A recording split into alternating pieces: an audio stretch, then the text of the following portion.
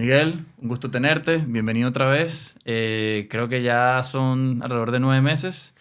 Dejo que te introduzcas y caeremos en tema de uno. Bueno, Marcos, muchas gracias porque tenía mucha ilusión de volver y aprovechando esta vuelta aquí a Florida, pues muchas gracias por la oportunidad y estamos aquí con el mismo objetivo, ¿no? El mismo propósito que es generar un contenido positivo para el mundo, para la audiencia, inspirarles y hacerles sentir un poquito mejor y más empoderados.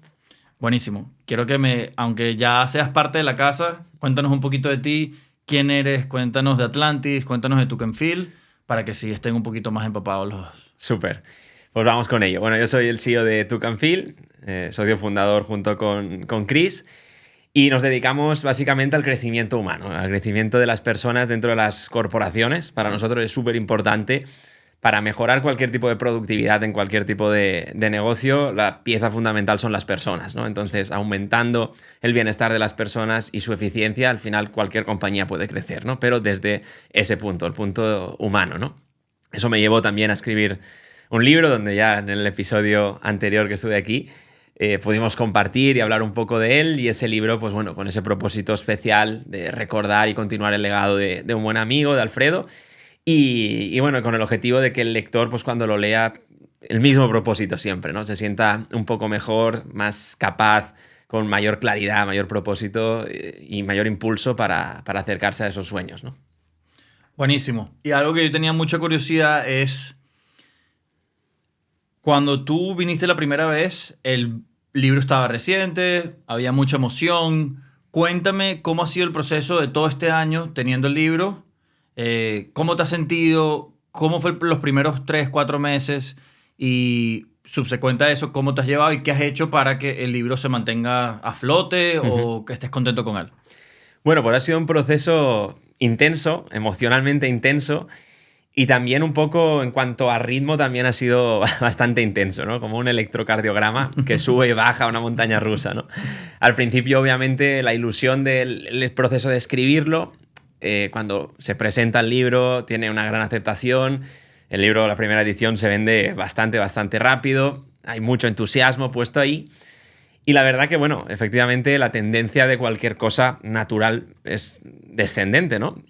Bajó las ventas, bajó también, y creo que es la parte a destacar, ¿no? Bajó un poco mi motivación, ¿no? Porque en el momento en el que lo sacas, tienes ese gran porqué, estar entusiasmado, las cosas están funcionando, pero llega un punto donde pues las cosas empiezan a estabilizarse y regularse, porque esos ritmos también son complicados, ¿no? Y son muy del momento.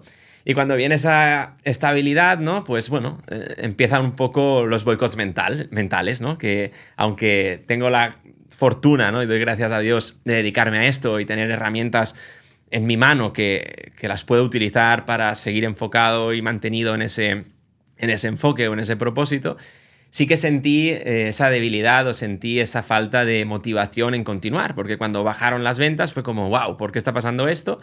El libro se estanca un poco, proceso natural, pero yo empiezo a generarme un boicot un poco a nivel mental a mí mismo, ¿no? Esa parte de identidad. He escrito un libro, soy escritor, ¿no? Debería sentirme escritor, pero llega el momento en el que no te sientes quizá como un escritor, ¿no? Quizá por los límites, por las creencias, por lo que escuchas, por lo que ves, ¿no? Y empiezas a boicotearte y empiezas a dejar de creer en ti, en tus habilidades, en tus capacidades, y en vez de reforzarte empiezas como a frenarte, ¿no? En ese proceso. Bien, me costó mi espacio, ¿no? Y yo creo que esto es importante también que la gente lo entienda y lo sepa, que a pesar de dedicarse a lo que yo me dedico, ¿no? Y tener mi speech y mi mentalidad en cuanto a ese crecimiento y esa parte, sobre todo el crecimiento personal, ¿no? Sí. Uno tiene momentos de debilidad. Y yo creo que mostrarse vulnerable hoy en día es muy importante, es muy complicado también, porque vivimos en el mundo en el que todo lo que se muestra es una vida muy de película, de muchos referentes o muchas referentes dentro de las redes sociales, ¿no? Entonces el mostrarse humano, ¿no? Teniendo puntos de debilidad, yo creo que es importante. Y ya no solo en mostrarse vulnerable, porque eso te puede llevar también a ser victimista y aprovechar esa situación. Pero me siento vulnerable, me doy cuenta y qué hago para retomar el control de mi mente, de mis decisiones, de mi enfoque y de mi propósito, ¿no? Y ahí está ese punto, ¿no? En el que me di cuenta de decir, ¿qué debo hacer yo para relanzar otra vez este libro que tiene un propósito súper fuerte, que tiene la intención de continuar el legado de Alfredo, de esa persona entrañable, increíble que tuve la oportunidad de conocer, ¿no? Y trabajarte desde ahí, ¿no? En el momento que te vuelves a enfocar a nivel interno, a nivel de identidad y de enfoque, eres capaz de volver a generar esa inercia y esa energía para volver a subirte al barco y volver a tener la ilusión de relanzar el libro, y ahora, gracias a Dios, en la segunda edición ha vuelto la cosa a coger una inercia positiva, ¿no? Te puedo entender porque a mí me pasó que yo tuve la separación del podcast, tuve el primer episodio que me sentí muy como emocionado porque era como un nuevo desafío, entonces es como una misión valiente que voy a atacar, me fue excelente. Y después vi como mi declive porque me sentí que no tenía la misma energía ni fluía de la misma manera, y empecé a ver el rendimiento de los episodios como que un poco más bajo, tenía unos altos, unos bajos, como el cardiograma que tú dices. Pero en ese proceso yo no me permití rendirme. Así los videos no se sintieran alineados conmigo, así los videos yo pensé que no eran aptos para el público o que sentí que no estaban creciendo valor. Yo me dije, no te puedes rendir, eventualmente vas a pasar esta montaña.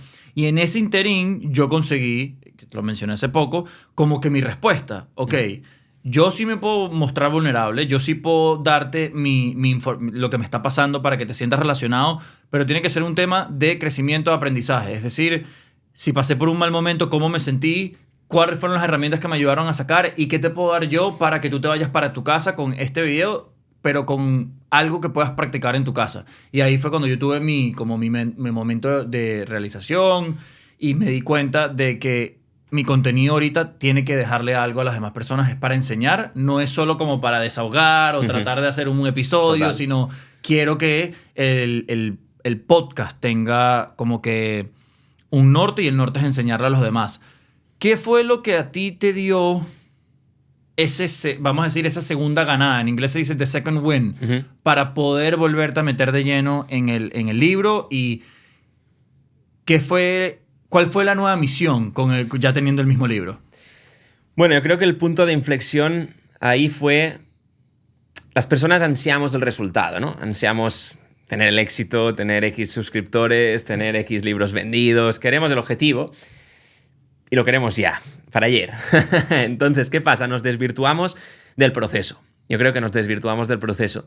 Y ese freno en el proceso en cuanto a esta situación que estamos comentando me hizo perder la conciencia de que el proceso es algo que tienes que pasar. Y si estás en medio del desierto, tienes que pasar el desierto y a partir de ahí ya vendrán las bendiciones, pero tú tienes que hacer tu parte y luego llegar a la otra parte, ¿no? Entonces, ¿qué pasa? Cuando las cosas fluyen en un nivel súper rápido, en el que tienes los resultados rápidos, crees que esa inercia se va a mantener. Cuando bajan los resultados, tienes dos opciones. O remas para volver a levantar esos resultados, o lo que me pasó a mí, te aflojas porque te desmotivas o te desmoralizas en esa situación, ¿no? Yo creo que el punto de inflexión fue el darme cuenta precisamente que es todo cuestión del proceso. Y me pregunté, ¿realmente estás haciendo todo lo que puedes hacer para relanzar y tener el objetivo que ahora mismo te estás victimizando o quejando que no tienes? Entonces, esa pregunta, a mí me gusta mucho hacer preguntas, incluso a uno mismo. El hacerse preguntas te hace reflexionar y te hace cuestionarte cosas, ¿no? Y esa pregunta, obviamente la respuesta fue no. Entonces me hizo posicionarme en la parte de que yo debo tomar ciertas acciones que me lleven hacia mi objetivo. Porque cuanto mayor es tu por qué, más fácil es el cómo. Si tiene un propósito fuerte el libro, encuentra la manera, y si no existe, te la inventas. Es así, ¿no? Y creo que a ti básicamente lo mismo, ¿no? Cuando conectas otra vez con el propósito real que me comentabas antes del podcast, es cuando tú sientes que lo acabas de decir, ¿no? Que a pesar de en ciertos episodios sentirte que el contenido pues no era el que realmente te gustaba o no te sentías del todo bien, sí, te mantiene enfocado y con la energía ahí, ¿no? Yo creo que la parte del propósito o el gran porqué te facilita la manera o la estrategia para lograrlo o acercarte ahí. Sí, y lo dicen mucho ponle algo que es muy famoso o trending, es las dietas. O sea, si tú haces dieta solo para adelgazar, va a ser muy difícil que eso sea algo que mantengas el resto de tu vida. Una cosa que le dije a mi novia, bueno, hemos estado de vacaciones la última semana y hemos estado comiendo como que un poquito más de basurita normal. Y le dije, yo en verdad no es que quiero empezar a comer de nuevo bien porque quiero adelgazar. Obviamente el engordar no me gusta porque no me siento cómodo, pero es que no me estoy sintiendo bien. Claro. Y me lo dije yo como que en silencio, dije, yo quiero volver a empezar a comer bien porque me quiero empezar a sentir bien. A mí no me importa si me estoy viendo bien o me siento mal, no, lo que me importa es sentirme bien. Y es difícil porque, oye, no sé, yo siento que a veces en el camino te pierdes. A mí me ha pasado muchas veces que yo soy muy apasionado por cosas y por no tener un porqué suficientemente poderoso, lo dejo. Pero, ¿qué has hecho tú? Vamos a ponerte un ejemplo. No sé si con el libro has tenido otras cosas. ¿Qué has hecho tú para poder definir ese porqué? Porque a mí me pasó con la música. Yo me retiré de la música en enero. Me di cuenta que el porqué no era suficiente. Me di cuenta que la plataforma o la carrera me estaba quitando más de lo que me daba. Y no le conseguí un porqué. También me pasó, por ejemplo, con ciertos trabajos que dije, no lo sé, sí, puede ser un trabajo corporativo, funciona, no, pero ¿cómo haces tú para definir un buen porqué? ¿Tienes alguna manera? Bueno, yo ahí lo que me pasó, ¿no? Es decir, vale, estoy así desmotivado porque no tengo las ventas, por ejemplo, ¿no? No estoy vendiendo los libros que yo deseo vender. ¿Realmente te sientes así porque tú no estás consiguiendo vender X libros? ¿O te sientes así porque no estás siendo capaz de llevar el libro que ayuda a millones de personas al lugar donde tú deseas? Cuando el objetivo va de uno mismo, yo creo que no hay propósito, no hay por qué. Es un objetivo egoísta, por así decirlo, ¿no? Solo quiero el win para mí, claro. Solo gano yo. Pero sabes que cuando hiciste el libro, en mi caso, tenía un propósito claro, que es honrar la figura de un amigo, seguir el legado y los pasos que a él le funcionaron y sé seguro ya han funcionado a muchísimas más personas y mejorar la vida de las personas que lean ese libro. Entonces, ese es el propósito. Cuando vuelvo a conectar con que ya no es tanto un objetivo personal que tengo yo de conseguir ventas de X miles de dólares, sino que el objetivo es que llegue ese mensaje a esas miles de personas, entonces eso es lo que realmente te empodera, de mí para el mundo. No es de mí para mí, sino de mí para el mundo, ¿no? Entonces, volver a conectar con eso, es decir, y algo más práctico para la audiencia, ¿no? Quizá es preguntarte por qué haces lo que haces.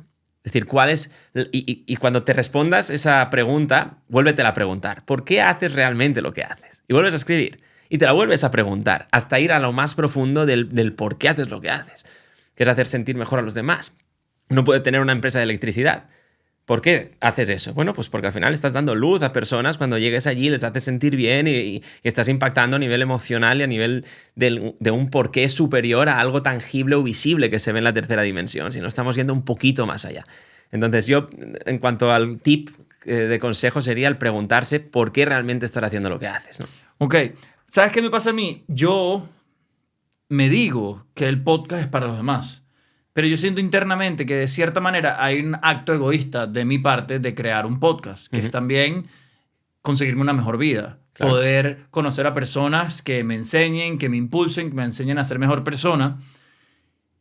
Y a veces se me hace difícil, tengo el síndrome del impostor, como que en verdad lo estás haciendo por egoísmo. Pero sí después me doy cuenta que cuando tengo una buena interacción con alguien y tengo un podcast contigo, con Sion, que fue nuestro último invitado, y tenemos una buena conexión, yo me doy cuenta de cómo yo me lleno de energía y claro. Fue algo que hice con otra persona. Claro. Entonces ahí como que yo tengo ciertas tendencias a creer que lo estoy haciendo por un motivo egoísta y después me doy cuenta que cuando lo hago sin esa motivación, me llena mucho más. Claro. Pero te pasa cuando estás haciendo cuando hiciste el libro que tenías como que tus motivaciones egoístas y eso es como una dualidad, porque yo duelo con eso. En verdad, ¿quieres fama? ¿Quieres reconocimiento? ¿Quieres dinero? ¿O en verdad el proyecto tiene un significado más importante que eso? Claro. Que bueno, yo por lo menos en este proceso de los últimos 5 o 6 episodios me di cuenta que por lo menos entendí el contenido que quería hacer, que es de aprendizaje y de enseñanzas a otras personas que, oye, que esto los pueda beneficiar. Súper. Sí, yo creo que ahí es un poco más que egoísmo, ¿no? Porque al final yo creo que es más pasión. Es decir, haces lo que haces porque te apasiona hacer esto, porque te encanta hacer esto y realmente es un puente para impactar a los demás. Y obviamente lo disfrutas y obviamente buscamos una mejor vida, mejores ingresos, porque todo es posible y todo es compatible, ¿no? Muchas veces las personas nos han adiestrado tanto, bueno, al menos hay salud, no hay dinero, pero hay salud, ya, pero se puede tener el dinero y la salud. Sí. Y se puede tener el dinero, la salud y las buenas relaciones. ¿Por qué tenemos que escoger en un mundo tan abundante como el que vivimos? Todo se puede tener, pero desde pequeños nos han adoctrinado tanto en que no se puede tener todo. Yo el otro día iba por un supermercado, un tipo Ross, ahí en España, y va una niña y coge un juguete, 2 juguetes, y la madre, todo no se puede tener en esta vida, solo uno. Y, coño, sí se puede tener todo, claro que se puede tener, ¿no? Entonces, claro, esa parte, ¿no?, de creencias quizá más arraigadas que tenemos las personas son los que nos boicotean a nosotros mismos, creyendo que lo que estamos haciendo es solo por un bien egoísta, ¿no?, para nosotros. Pero realmente, si nos preguntamos la pregunta que he hecho, ves que el trasfondo y la esencia de todo esto es del propósito y de ayudar, ¿no? Sí. Y yo creo que eso también es cuando forma parte realmente de tu identidad, por lo que decías de la comida. Es decir, no haces las cosas para un plano de tercera dimensión de verme más delgado. No va de eso. Cuando haces eso no funciona, no es duradero. Es como la gente que le toca un boleto de lotería y al año está pobre igual. ¿Por qué? Pues porque realmente no tiene la identidad de tener esas cifras de dinero, porque con la identidad correcta tú puedes saltarte la dieta un día, 2, 3 y una semana de vacaciones y no pasa nada, porque tu identidad luego te vuelve a quien tú eres. Entonces, ser, hacer, tener es la secuencia que hablamos. Cuando tú eres esa persona que come real food, que es una persona íntegra con ella misma, que quiere tener energía, vitalidad, puede poner esos paréntesis de forma consciente, pero luego vuelve a quien él es. Entonces, esa persona, cuanto más férrea es la identidad, más facilidad hay de tomar, sobre todo, conciencia de las decisiones. Yo puedo hacer esto y lo hago. Yo, por ejemplo, tomé una decisión el 31 de diciembre del año pasado, que fue: no voy a tomar ningún tipo de licor destilado, ni whiskies, ni ginebras, ni nada de esto. Lo decidí así. Fue un punto de inflexión en el que decidí eso. Y cuando lo decides y forma parte de tu identidad, sigues firme con todo eso. Y te aseguro que este año mi vida ha cambiado radical. No es que yo bebiese una barbaridad, pero lo típico, a lo mejor un fin de semana, te vas a una comida especial, pues te tomas 2 copas, ¿no? Pues ya dejé de hacerlo, y a nivel mío ya no es... Y es una conducta antisocial, porque es bastante antisocial. Pero volví a lo mismo, ¿no? ¿Por qué haces lo que haces? ¿Cuál es el porqué de todo esto? Pues esto no me suma, lo dejo y sigo con otros hábitos que fortalecen mi identidad. ¿Qué me pasa a mí? Que a mí se me ha hecho difícil forjar mi identidad, porque por mucho tiempo no conocía mi identidad. Uh-huh. Entonces se me hacía muy difícil. Yo siempre me ponía estos retos de dietas, de maneras de cómo ejercitarme, o me metí en la música y lo iba a hacer, pero eran maneras para probarme que yo sí era capaz. No era para meterlos en parte de mi identidad. Yo te puedo decir que a los 33 años es que puedo estar medio viendo mi identidad, uh-huh, y puedo entender qué me beneficia. Se me hace demasiado difícil en este aspecto, porque entiendo que tú lo que hiciste con el alcohol fue parte para un beneficio. Yo me recuerdo que yo lo hice también hace 5 años, que yo me volví sobrio, uh-huh, pero yo no lo sentí como... Tengo que hacer esto porque yo soy una persona sobria. Yo tengo que hacer esto porque mi éxito está del otro lado. Uh-huh. ¿Cómo? Esto está difícil porque estoy tratando de ver cómo te la doy. Pero ¿cómo pudieras... Una persona que no se conoce a sí misma, ¿qué le pudieras recomendar? Porque yo lo que le podría recomendar a esa persona es... Salte de las cosas sociales que estás haciendo que ni siquiera te traen beneficios. Por ejemplo, el tomar. Ve con quién te estás rodeando. ¿Quiénes son tus amigos en verdad? ¿Estás tratando de encajar? Cuando estás con estas personas te llenan. ¿Qué le recomendarías a una persona que no conoce su identidad o por lo menos tiene dudas de quiénes son, uh-huh, y cómo poder empezar a tomar decisiones que se conecten con su identidad? Yo creo que le diría... Vete al primer espejo que veas y mírate a los ojos. Okay. Yo creo que sería lo primero, porque los consejos que yo le pueda dar a una persona que no conoce su identidad no son consejos que va a poder o saber aplicar. Me explico, al final yo veo a las personas como en frecuencias vibratorias, ¿no? Uh-huh. Varios estándares de frecuencias vibratorias, ni mejores ni peores personas, no me malinterpreten, sino en frecuencias vibratorias en cuanto a esa parte de identidad, ¿no? Me pueden dar un consejo ahora de otra frecuencia que, según mi situación ahora o mi situación personal, no lo voy a aplicar porque es imposible, ¿no? Es como... No cliquea. Claro, no cliquea, exacto. Entonces yo creo que el primer paso es ten la valentía y el amor hacia ti para mirarte a los ojos y enfrentarte a ti. Es el primer punto. Es decir, conócete a ti. ¿Quién eres? ¿Quién eres realmente? Coge una libreta y escribe quién eres.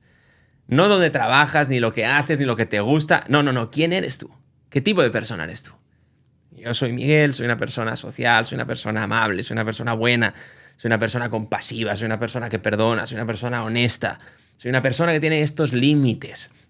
Tengo miedo a lo que me digan, tengo miedo al rechazo, tengo miedo a no sentirme amado.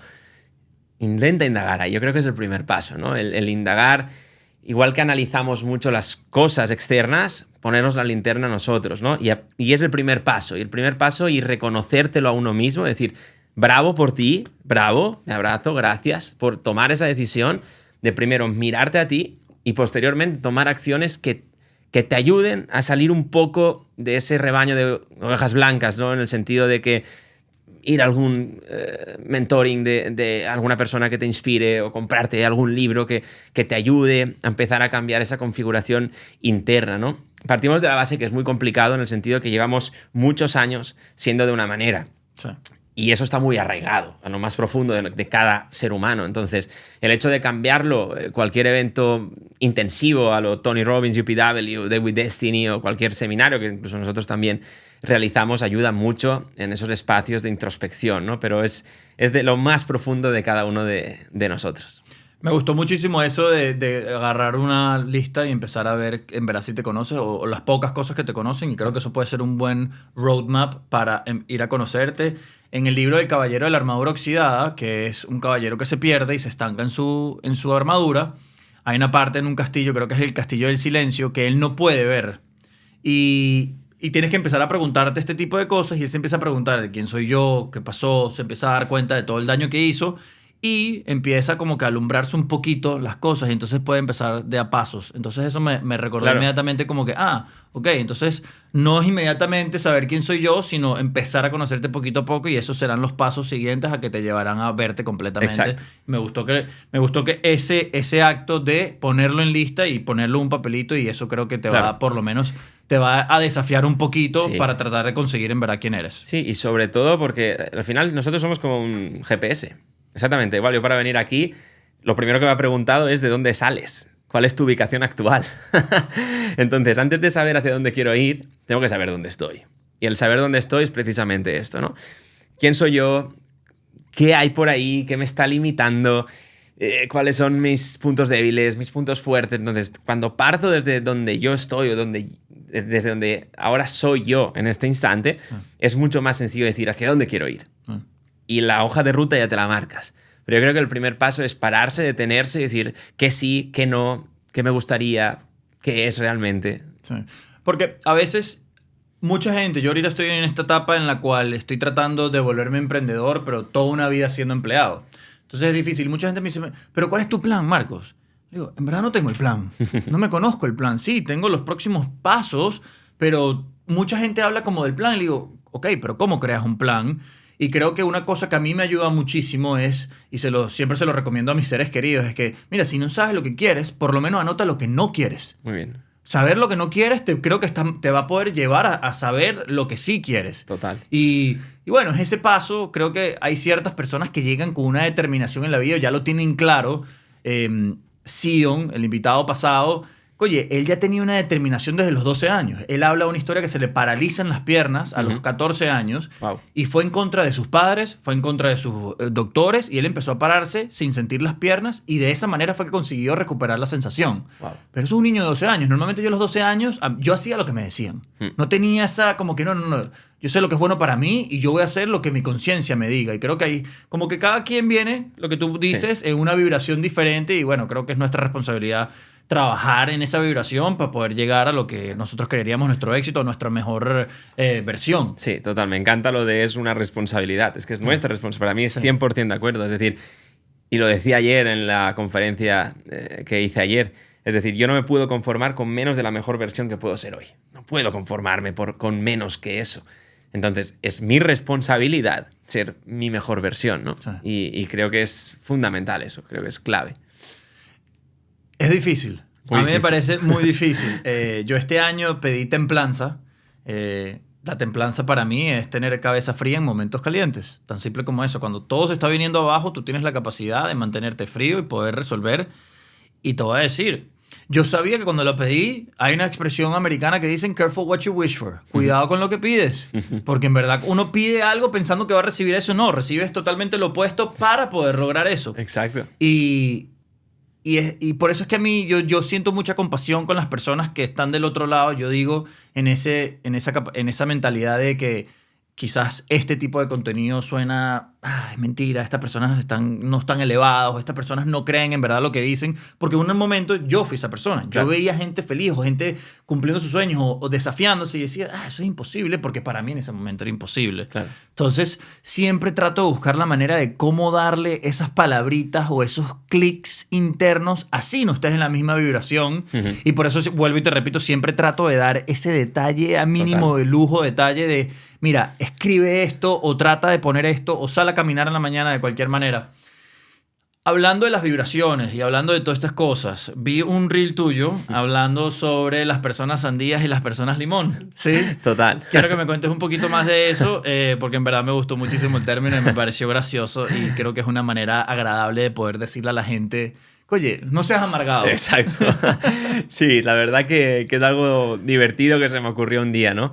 Las personas sandías son esas personas que siempre están sonriendo, ¿no? Son los optimistas, los que tienen actitud positiva, los que ven el vaso medio lleno, los que inspiran, los que transmiten esa energía y ese entusiasmo a las personas de su alrededor, ¿no? Y las limón, pues ya las imaginamos, ¿no? Son aquellas personas amargadas que siempre se están quejando y se victimizan y que realmente al humano no le gusta estar relacionado con ese tipo de personas, ¿no? Yo siempre digo lo mismo, si tú entras al banco y ves dos cajeros y ves a una persona sandía en un cajero y la otra limón, no racionalizas a cuál voy, vas directamente a la que está sonriendo, ¿no? Sí. Porque son las personas que realmente transmiten y realmente tienen ese gran porqué también, porque cuando uno es así, tiene la capacidad de hacer sentir mejor a los demás y vuelve a ser una actitud con propósito, porque dices, wow, yo no, si tengo mis problemas, todo el mundo tenemos problemas, pero los demás no tienen culpa de que yo tenga mis problemas. Entonces yo tengo que sacar esa sonrisa y ese entusiasmo y alegría para mejorar también el estado de ánimo de la gente a mi alrededor, porque desde ahí el punto de crecimiento es mucho mejor. En cuanto, por ejemplo, al tip que decíamos, ¿no? Para cualquier cambio es importante generar un buen estado. Y un buen estado se consigue, entre otras cosas que luego comentamos, con una sonrisa, con una actitud positiva, con una actitud entusiasta y que quiera mejorar a los demás.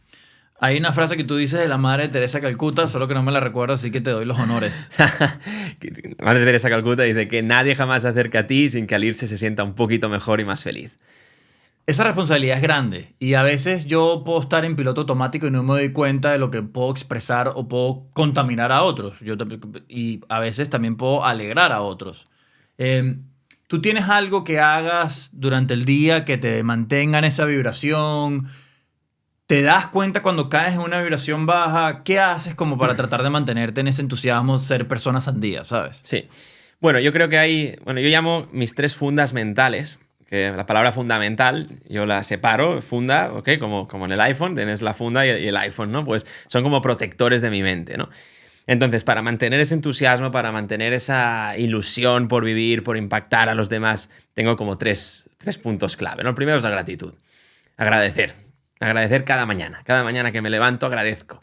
Todo, absolutamente todo. Lo que soy, lo que tengo, dónde estoy, todo lo que he pasado, que gracias a eso hoy estoy aquí. Todo lo que viene, es decir, esa cantidad de cosas por las que estar agradecido, cuantas más cosas agradeces, más cosas por las que estar agradecido estás atrayendo a tu vida, ¿no? Entonces eso automáticamente te posiciona en un estado de responsabilidad que hablábamos antes, ¿no? Y de tolerancia al proceso. La gratitud te hace tolerar el proceso, porque gracias al estar agradecido sabes que es un proceso que te va a llevar a una situación mucho mejor, ¿no? La segunda es el amor. Es decir, potenciar el amor. Somos almas puras que nacemos y evolucionamos y crecemos y muchas veces estamos en un plano demasiado mental y no bajamos al plano ese de quienes somos realmente y de transmitir ese amor y que todas mis decisiones estén basadas en el amor, ¿no? Y por último es la fe. Es decir, cuando tienes fe en la vida y no es ver para creer, sino creer para ver, tú lo crees, entonces lo vas a ver porque ya lo estás creyendo, ¿no?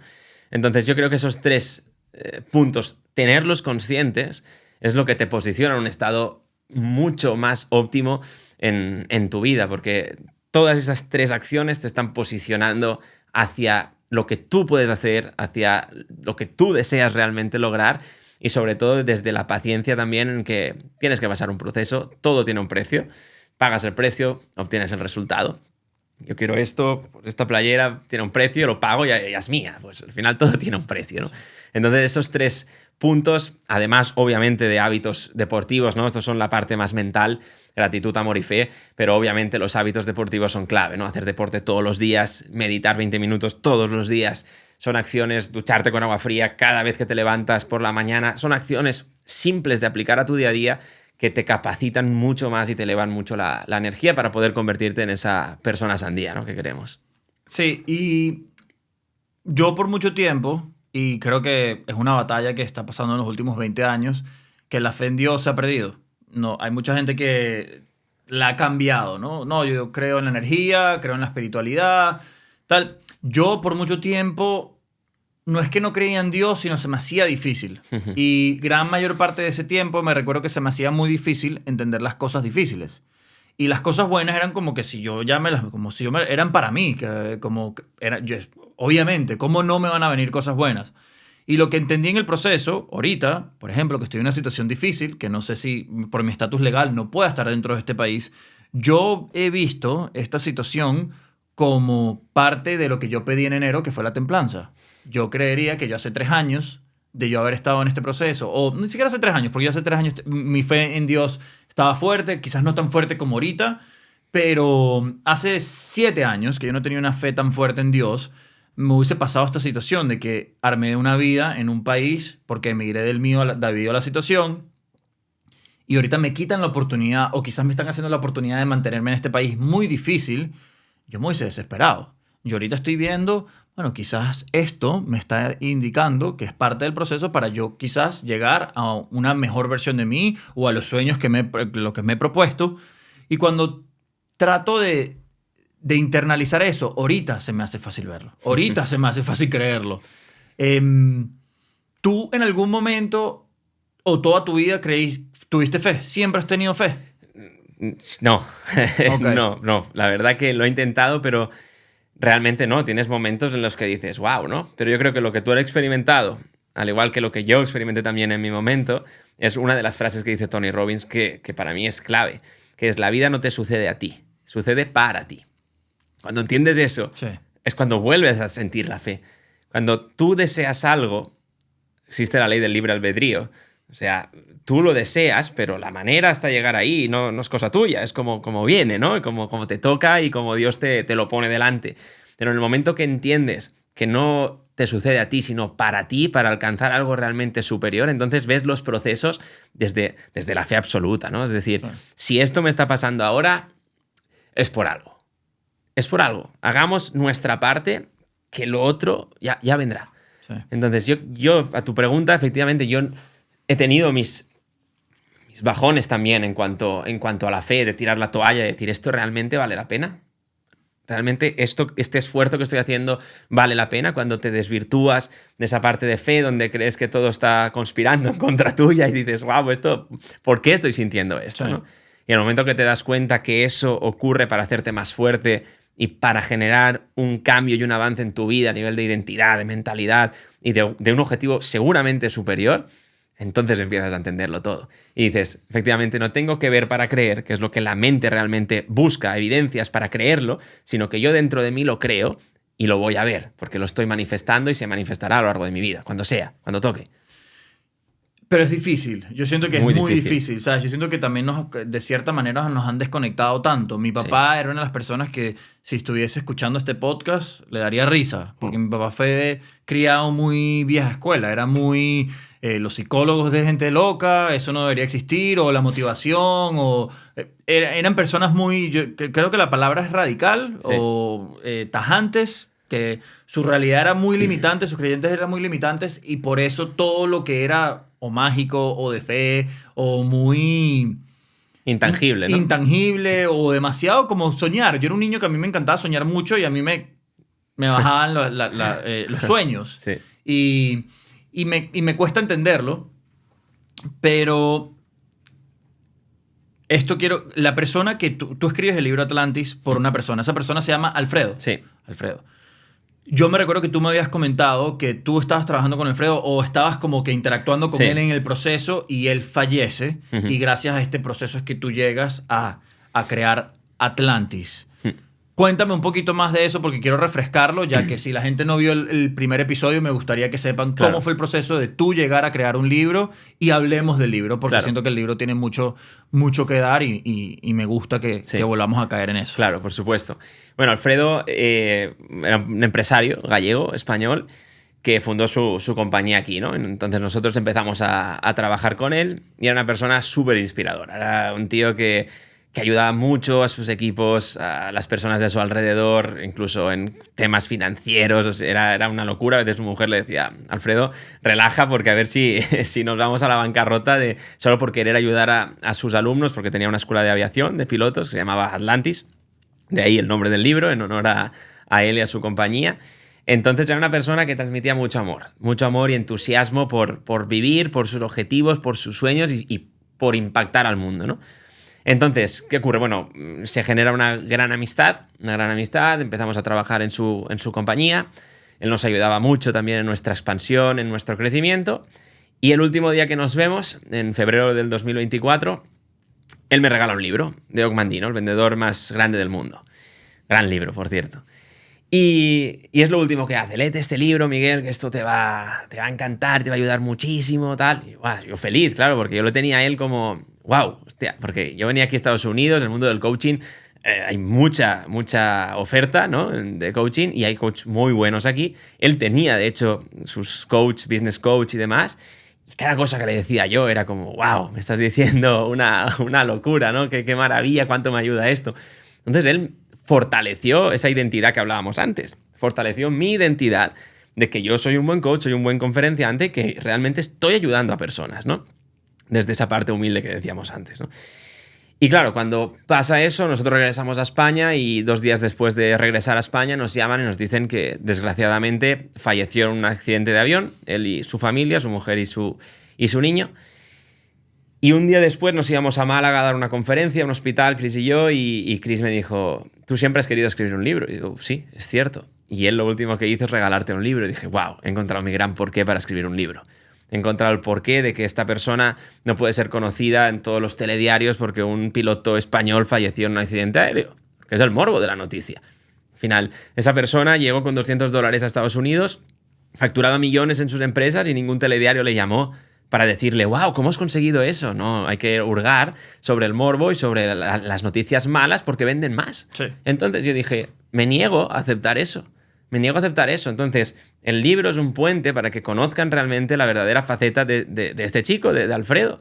Entonces, ese libro lo que hace es contrastar mi experiencia con él, cómo él aplicaba todos los principios que hablamos aquí y están escritos en My Atlantis, en su día a día, en su vida, y cómo generó ese imperio, ¿no?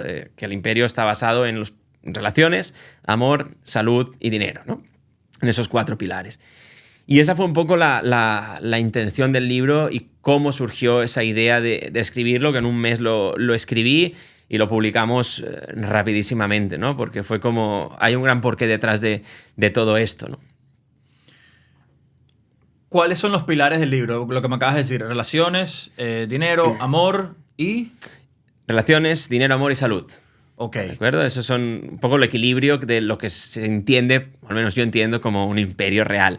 Es decir, quizá muchas personas ven el imperio como algo más business, pero no, el imperio realmente es la plenitud, por así decirlo, ¿no? Cuando tú hablas de tu coaching, ¿a qué te refieres con tu coaching? ¿Cuál sería tu, vamos a decir, tu cliente perfecto? ¿O dónde te especializas tú, si es que te especializas en algo?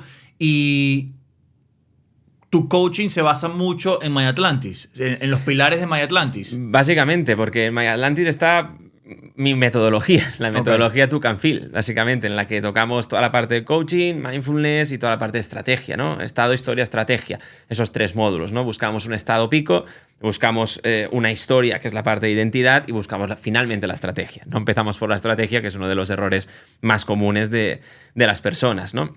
Entonces, esa es la idea. Nosotros, el coaching que yo le realizaba a él era tanto a nivel personal, de uno a uno, como el coaching al equipo. Es decir, yo soy experto en comunicación y llevaba toda la parte de la comunicación emocional, toda la parte del tema de las ventas con DISC. No sé si conoces DISC, es un sistema de personalidades humanas.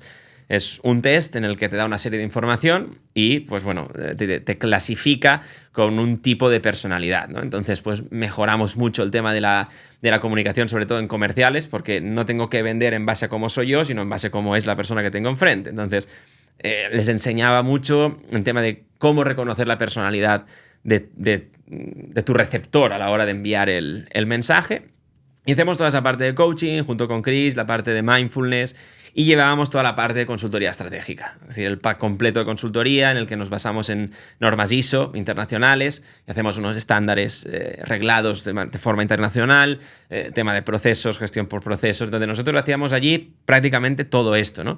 Chris llevaba más la parte de consultoría estratégica y yo llevaba más la parte del coaching y sobre todo el uno a uno a él, en el sentido de asesoramiento o incluso de preparación de conversaciones o negociaciones futuras con un perfil de cliente que él me definía y yo generábamos la estrategia comunicativa para que la conversación o la negociación fuese al resultado que se quiere, ¿no? Ok.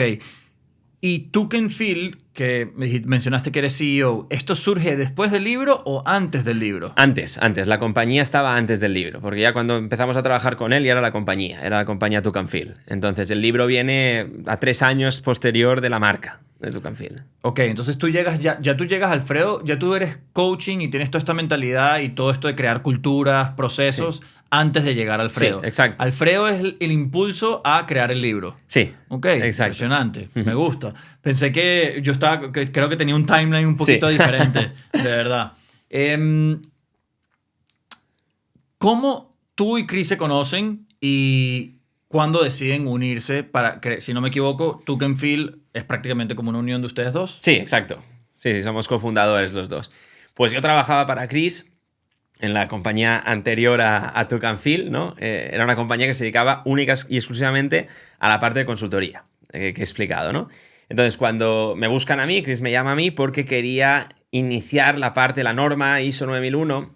En el 2015 hace una remodelación de los estándares y aplica una parte nueva que no estaba, que era la parte del liderazgo. Entonces, a partir de ahí se genera el concepto, la idea de formar en liderazgo a las compañías para obtener unos estándares de calidad. La norma internacional se da cuenta que no únicamente los procesos pueden llevarte a una garantía de calidad, sino los procesos más un liderazgo del humano es lo que te va a mantener en ese estándar, ¿no?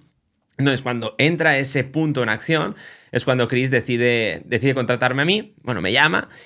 Yo soy profesor, me saqué la carrera de magisterio musical y claro, estaba estudiando para oposición, no sabía en ese momento ni hacia dónde dirigir mi vida. Y cuando me plantea esto, digo, bueno, no he escuchado nunca hablar de liderazgo, ni de coaching, ni nada por el estilo, pero bueno, me arriesgo, voy con ello.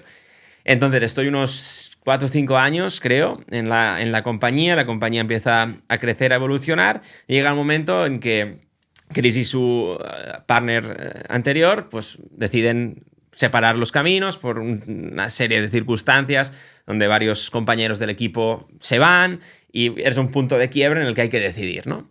Entonces yo tuve que decidir también, porque Chris me ofrece la posibilidad de comprar la mitad de la compañía y yo tenía que decidir si irme de freelance o comprar la mitad de la compañía. Creía firmemente en el propósito de ambos por esto.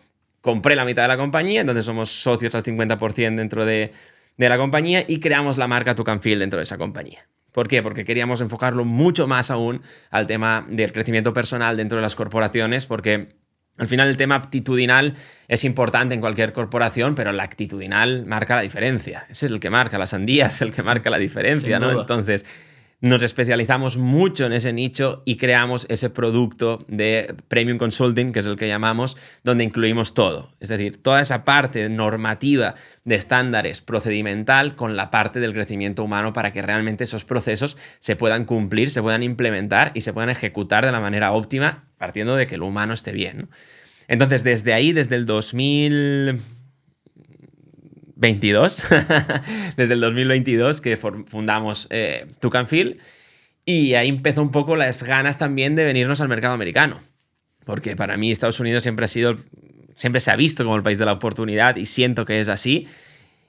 Y es un mercado donde se valora bastante todo este tema, ¿no? Del coaching, del mindset, y donde realmente, pues bueno, esto era un sueño y se está convirtiendo ya se ha convertido en realidad porque estamos aquí, ¿no? Y entonces ese hecho de dejarte guiar por tu intuición, por lo que tú sientes realmente y por la conexión de propósito para impactar, es lo que te da la fortaleza a continuar, que junto con la experiencia que pasó con Alfredo, pues también se aprovechó para escribir ese libro y seguir aumentando ese propósito, llegando al mayor número de personas posibles, pero sobre todo, lo que te decía antes, ¿no? De mí para los demás. Es decir, de mí para el mundo, cómo los demás podemos generar un mundo mejor, una sociedad mejor, partiendo desde esos pilares, ¿no? Lo que estoy tratando de entender es la experiencia de Took and Fill. Por lo visto, tú te enfocas en liderazgo, comunicación, y Chris se enfoca más en todo el proceso de mindfulness. ¿A qué te refieres con mindfulness? Porque siento que ahorita es un término muy ambiguo y mucha gente lo mete en todos lados. Es también como la música electrónica, que de repente están tocando reggaetón y dicen, no, eso es música electrónica. ¿Sabes? Entonces, me gustaría que me definas un poquito cuál es el lado de mindfulness y, si no les molesta, sí me gustaría que me des como una descripción, un storytelling de cómo se ve o cómo se siente la experiencia de ustedes dos con Took and Fill. Claro. ¿Sabes? Cuando alguien inicia el servicio de Took and Fill, ¿qué es lo que deben esperar o cómo se debe sentir la experiencia? Súper. Bueno, en primer lugar, mindfulness, ¿no? Que me comentabas. Mindfulness es una herramienta, ¿no? Que está creada aquí en Estados Unidos por Jon Kabat-Zinn. Realmente es la apuesta científica de la meditación budista, para entendernos, ¿de acuerdo? Cómo los beneficios de la meditación te ayudan en tu reducción de estrés, en tu crecimiento, en tus labores emocionales, en tus labores comunicativas incluso. Entonces, esa parte, Chris es instructora acreditada, MBSR, que es Mindfulness Based Stress Reduction, que únicamente los instructores certificados pueden impartir. Es un programa testeado y probado científicamente en el que se ve cómo realmente existen, ¿no? A nivel cerebral, con unos escáneres que se realizan antes y después del proceso, la reducción de estrés y la mayor claridad y enfoque, ¿no? Entonces, Chris lleva esa parte más de calma, que es el feel del to can, y yo llevo más el can, el you can, ¿no? La parte de la motivación, empoderamiento, junto con la parte del feel, porque tampoco puedes estar siempre a 5.000 revoluciones. Tienes que buscar tus momentos de equilibrio, subir, bajar, y en ese equilibrio está la clave, ¿no? Y en cuanto a los procesos que las empresas sienten, mira, justo ahora mismo venimos de una compañía que hemos empezado hoy, el proceso de consultoría, y realmente ver la transformación que experimenta la persona en cada fase del proceso es realmente brutal, ¿no? Muchas personas empiezan un negocio, tienen una compañía y empiezan a funcionar. Empiezan a funcionar por la inercia, por la ilusión, por la motivación. Vamos a hacer las cosas así, ahora las haremos de otra manera y vamos a ir probando hasta que encontramos una solución. Pero llega un punto en el que no sé ni dónde estoy. No sé dónde estoy en el mapa. Entonces, este proyecto lo que hace es ubicarte en el mapa. ¿Dónde estás o dónde quieres estar? ¿Cuál es la misión de tu compañía? ¿Cuál es la visión? ¿Cuáles son los valores? ¿Cuál es el propósito? Son preguntas que al principio los CEOs se quedan como, espérate, ¿de qué me estás hablando? Porque no te sé responder. Entonces, cuando realmente descubres eso, descubres el porqué de tu compañía, te vuelves a enchufar, te vuelves a motivar. Y esa es la primera base de cualquier cambio efectivo, ¿no? Cuando descubres realmente dónde estás, esa parte de misión, hacia dónde quieres ir, la parte de visión, y cuál es el transporte para llegar ahí, que son los valores, ¿no? Entonces, cuando establecemos esos términos junto con la política de calidad del servicio, empezamos a posicionarnos en un estándar diferente. Es decir, lo que experimentan las compañías, y eso podemos encontrar testimonios que lo corroboran, ¿no? Es precisamente ese por qué estoy haciendo esto, ¿no? ¿Por qué estoy aquí? ¿Por qué tengo esta compañía que se dedica a esto? ¿Y dónde quiero ir? ¿Qué está funcionando? ¿Qué no está funcionando? ¿Cuántos costos tengo de no calidad? Porque al final únicamente no son la fuente de ingresos o de más ventas que un business necesita recibir, sino cuánto dinero estás perdiendo tú por costes de una mala logística, por costes de incidencias con clientes o incidencias con proveedores. Entonces, cuando el punto que registras todo eso, tienes una realidad mucho más contrastada y mucho más enfocada para posteriormente tomar acciones. Si cuantificas en términos de dólares la cantidad de dinero que está perdiendo tu compañía con esos costes de no calidad, es realmente increíble. Pero a veces nos centramos tanto únicamente en la facturación o en las ventas que descuidamos esos procesos. Entonces, cuando procedimentamos todo, primero partimos de una base en la que veo que si algo no funciona, lo puedo modificar. Eso es fundamental, ¿no? Y después tenemos un registro de lo que no funciona, cómo lo soluciono y qué acción realmente correctiva me va a llevar a mí a que ese proceso en un futuro no cometa el mismo error. Porque yo soy de las personas que debemos fallar, piensa que debemos fallar, pero no debemos fallar en las mismas cosas. Eso es importante. Me gusta. Yo el otro día escuché que debemos fallar y debemos fallar rápido para de esta manera poder corregirlo lo antes posible. Una cosa que yo siempre he pensado, que creo que pasa en muchas empresas, que yo siento cuando dejas a tus eslabones pequeños, los empleados que dan la cara con el cliente, cuando están en las posiciones de inicio, yo siempre he dicho, oye, yo me siento muy orgulloso de cuando yo tengo un desempeño bueno, cuando me doy cuenta que ahorro dinero a la empresa, cuando mejoro procesos, así no me lo hayan pedido. ¿Hay manera de cuantificar cómo tú mantener a un empleado contento o darle ese lugar donde se sientan seguros para mejorar el performance? ¿Tú tienes eso como poder calcular el desempeño de la persona? Porque yo he visto muchísimo, me pasaba en mi empresa pasada, que muchos empleados cometían demasiados errores. Claro. Y decía, aquí van $100, aquí van 200, aquí se perdió un flete, doble flete, triple flete. Y yo digo, ya va, esto, si yo te saco un cálculo de todos estos errores, a final de año son $20,000. Sí. Entonces, ¿cómo uno pudiera ver si en verdad el desempeño de la persona es por la falta de cultura y no ponerle como que no aplicar asumo que estos aprendizajes que ustedes tienen o estos procesos que ustedes tienen con estas personas, que creo que es parte fundamental de cómo poder costear eso o mejorar esos costos? Sí, total. Nosotros elaboramos una serie de KPIs en los que se miden desde el día que entramos hasta que se termina el proceso de implantación. Entonces, esas mediciones son las que realmente nos llevan a ver la productividad, la eficiencia de cada uno de los puestos, ¿no?, de trabajo. Porque todo este programa va ligado con formaciones, workshops específicos de mindset, de gestión emocional, de comunicación, de time management. Es decir, trabajamos, como te decía antes, ¿no?, la parte personal dentro de la organización para que esa parte personal se traduzca en números. Porque al final yo lo decía a muchos directivos que yo les digo, mi objetivo no es motivar a tu plantilla, porque si te la motivo para que se vaya, no te va a rentar ni a ti ni a mí. Entonces yo quiero motivar al empleado que esté ligado con los valores de la compañía, que adquiera una responsabilidad, que se sienta valorado por el líder, que asuma que estamos en un ciclo infinito en el que mis acciones repercuten al resto del team. Yo creo que esa cultura, ese mindset es el que pretendemos siempre instaurar dentro de las compañías, ¿no? Y que, sobre todo, se trate desde dirección, ¿no?, a toda la jerarquía por igual, ¿no?, a nivel de persona. Yo digo lo mismo siempre. Para llegar a mí o a cualquier alto cargo, el recepcionista es el más importante. Es la primera persona que va a ver la persona que entra. Esa persona tiene que estar preparada emocionalmente, tiene que tener un control claro y conocimiento de la compañía, tiene que expresar una imagen que es la imagen de los valores de la compañía.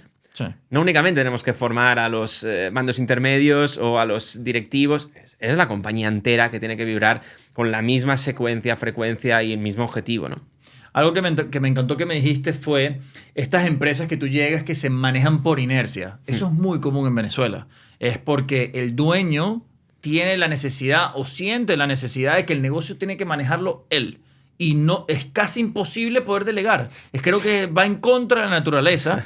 Y cuando dijiste inercia, es muy cómico que me digas esto porque estaba hablando con mi primo. Nuestra familia tiene un negocio en Venezuela y me dijo, bro, el negocio de la familia se está manejando por inercia, Marcos. Tenemos todo el potencial de implementar procesos ahí.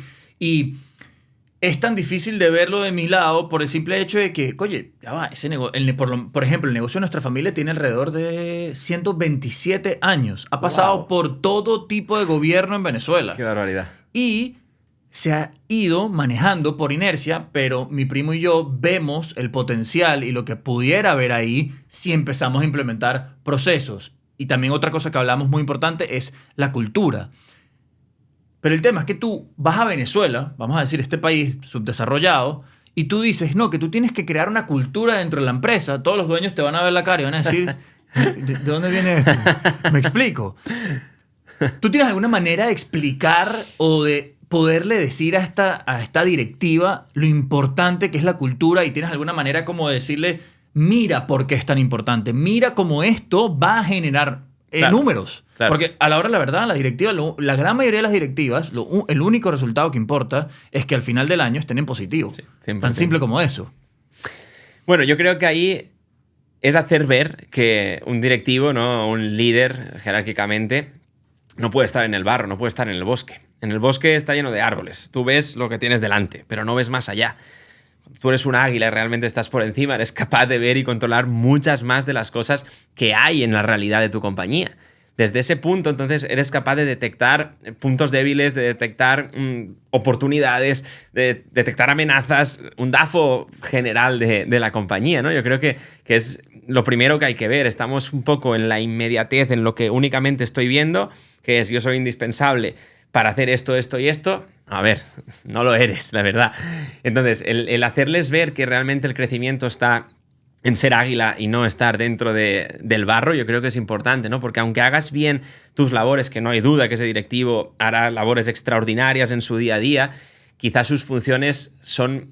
es decir, tiene mucho más potencial siendo una persona que esté por arriba, controlando y delegando bien, porque no es únicamente delegar bien en la persona correcta, que eso también es lo que enseñamos, ¿no? Dentro de nuestros workshops, ¿no?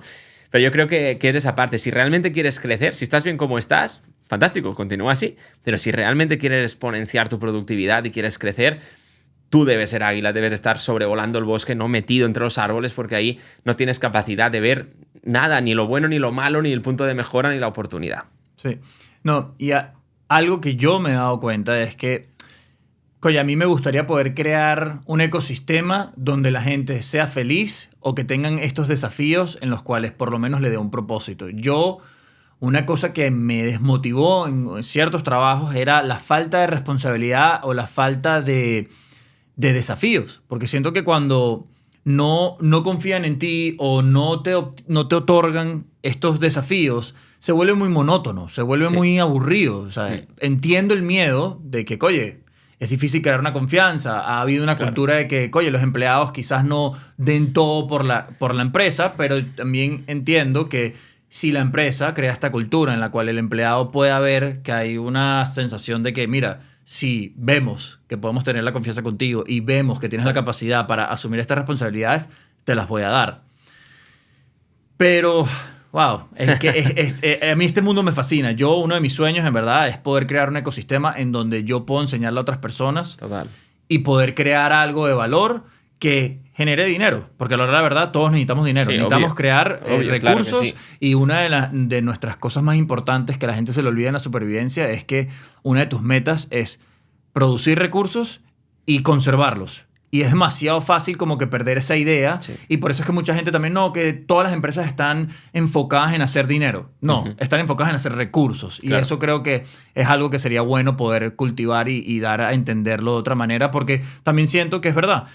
El hecho de tener una cultura que solo se enfoca en el dinero es muy desgastante y es muy desanimante, porque en mi posición me pasó que por vivir en un mundo corporativo es muy fácil sentirte reemplazable. Y es demasiado fácil y trabajas con miedo.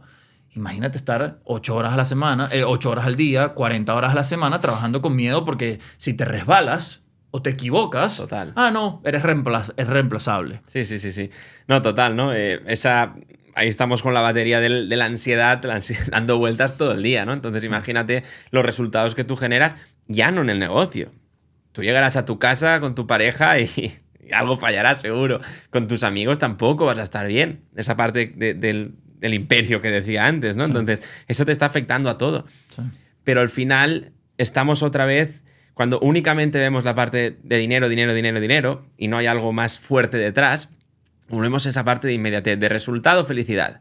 Y no, tú tienes que ser feliz primero, tienes que sentirte fuerte primero y luchar por esos objetivos económicos, por esos objetivos, cualquier tipo de objetivos, ¿no? Pero yo creo que el asociar un estado a un resultado es lo peligroso, ¿no? Porque depende tu estado del resultado y no debe ser así. Sí.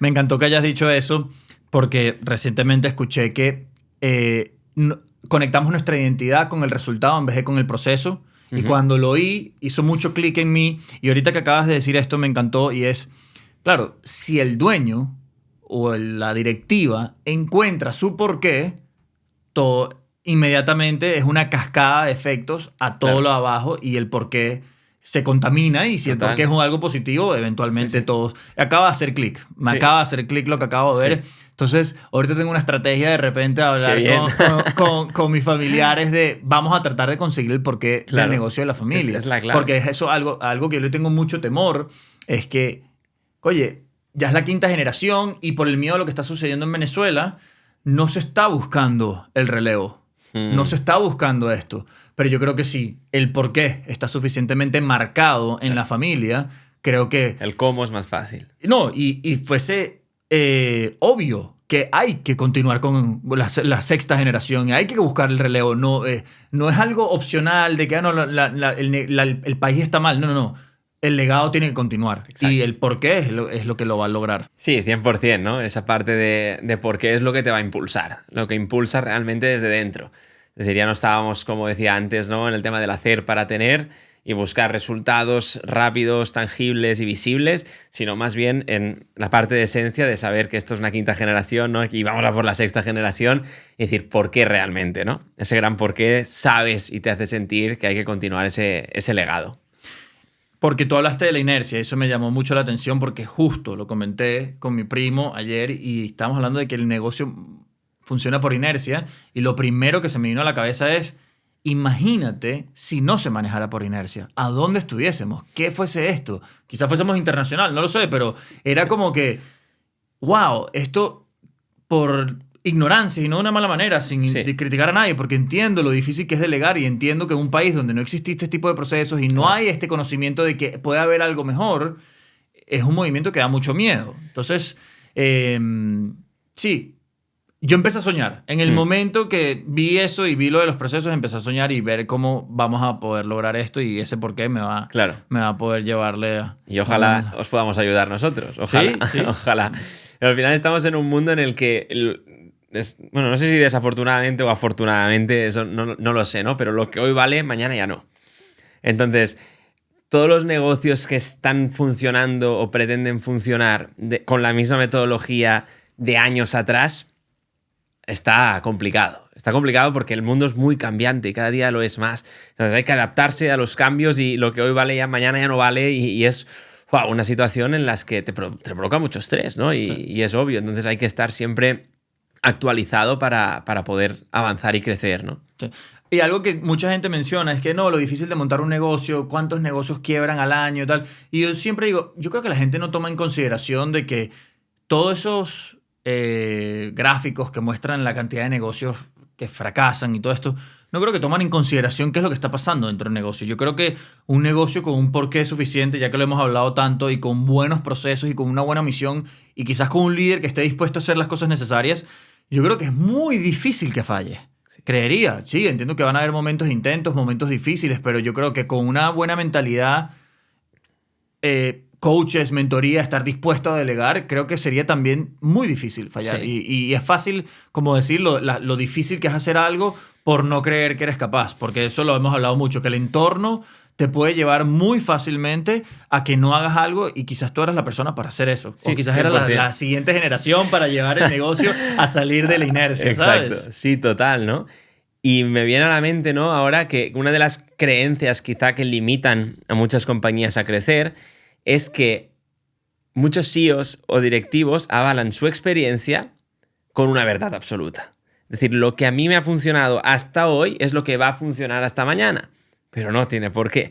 Muchas veces mi currículum, mi experiencia o mis situaciones pasadas fueron correctas en su momento, en esa circunstancia, en esa situación, pero no avala que esa misma decisión que tomaste hace 5 años la tomes hoy y sea positiva. Es decir, el abrir el mindset y la mentalidad a decir hay que hacer cosas distintas para conseguir resultados distintos y esa apertura de mente, ¿no? De decir, vamos a escuchar al menos otras opciones y luego yo, obviamente, cada uno debe valorar y tomar la decisión, ¿no? Pero esa apertura de la mente yo creo que es súper importante para la transición y para seguir evolucionando y exponenciando los resultados. Para mí no cabe duda que es así.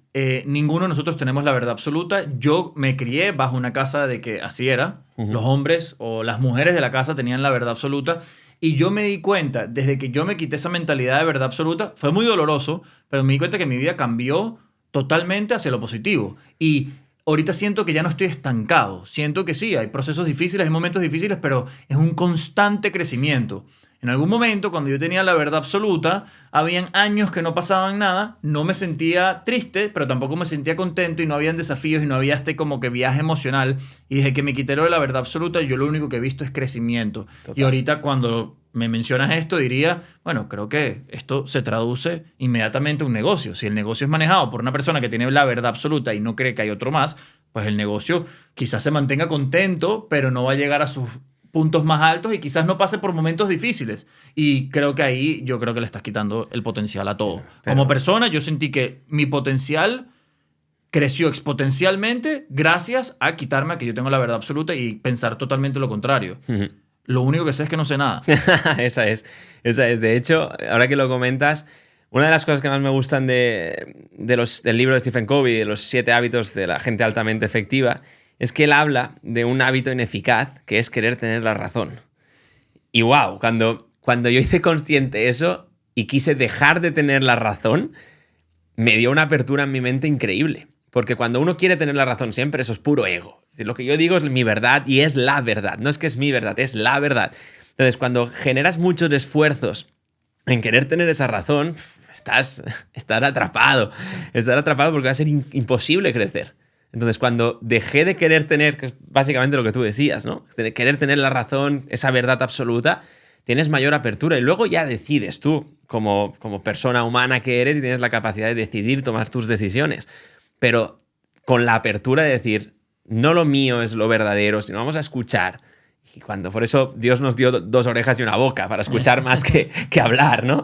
Entonces es importante, muy importante eso que dices. Sí, y a mí lo que me ha pasado es que yo he tenido que tener un trabajo muy activo con el tema de no hablar más de lo que quiero o quedarme callado y no imponer mi verdad absoluta. Creo que es algo que es un esfuerzo, no creo que sea fácil de hacer y por eso muy quizás difícil. La gente lo que hace es hablar, pero en ese punto, ahorita que me doy cuenta de, oye, cuando no tienes en consideración la opinión de los demás y hablemos de un tema personal en conversaciones, yo me he sentido a veces en el otro lado en el cual, oye, estoy dando mi punto de vista y me lo están cancelando inmediatamente.